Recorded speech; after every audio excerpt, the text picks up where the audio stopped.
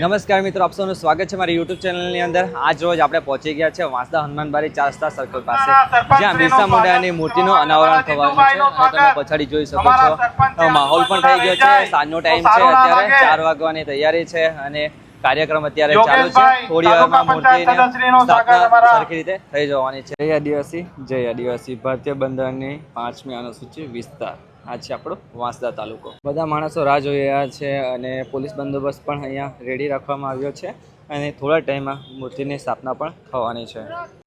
મિત્રો, આ જગ્યા ઉપર ભગવાન બિરસા મુંડા ચોક હનુમાનબારી વાંસદાનો બોર્ડ તો લગાવવામાં આવ્યું જ હતું, પણ એની જોડે હવે મૂર્તિની સ્થાપના પણ આજ રોજથી અહીંયા થવાની છે। પ્રોગ્રામ કરી રહ્યા છે જે પત્રકાર મિત્રો અહીં હાજર છે તેમનું પણ આ કાર્યક્રમમાં સ્વાગત છે। રાય સાહેબનો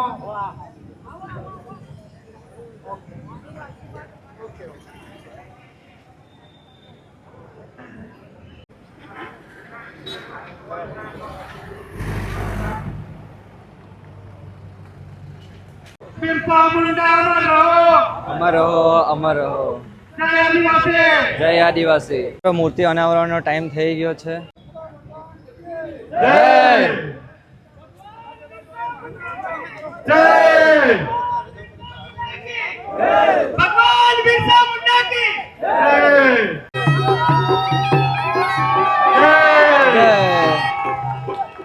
જય જય આદિવાસી।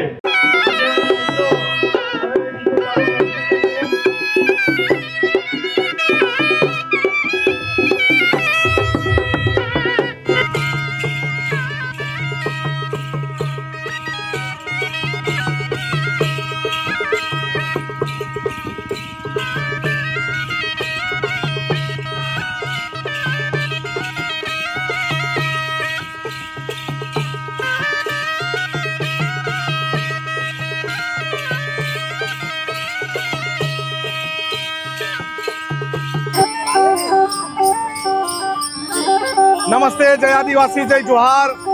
છેલ્લા 2018 થી અમે વાંસદાના હનુમાનબારી ખાતે અમારા ભગવાન જેને કહેવાય છે ક્રાંતિવીર બિરસા મુંડાજીની પ્રતિમા મૂકવાના પ્રયત્ન કરી રહ્યા હતા।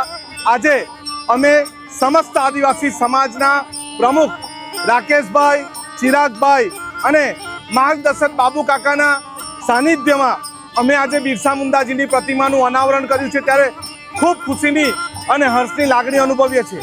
અમને ખબર છે 2018માં અહીં જે ફાઉન્ડેશન બનાવવામાં આવ્યું એ પ્રશાસકો દ્વારા તોડી પાડવામાં આવ્યું હતું, પરંતુ આજે અમે અટલ છે અમારા બિરસા મુંડા ભગવાનનું પ્રતિમા સ્થાપિત કરવા માટે। વાંસદા તાલુકામાં 3જી પ્રતિમા છે।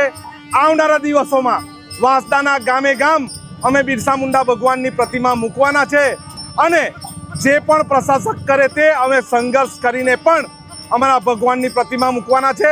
આખો વિસ્તાર આદિવાસી સમાજનો છે, ત્યારે કોઈ પણ અમને ડરાવી ધમકાવી શકે નહીં। જય બિરસા મુંડા, જય આદિવાસી। આજે જ્યારે એમનો 150મો જન્મ જયંતિનો વર્ષ ચાલુ થશે, ત્યારે પૂરું વર્ષ આદિવાસી ગૌરવ વર્ષ તરીકે ડિક્લેર કરવાનું કામ આપણે નરેન્દ્ર મોદી સાથે કર્યું છે।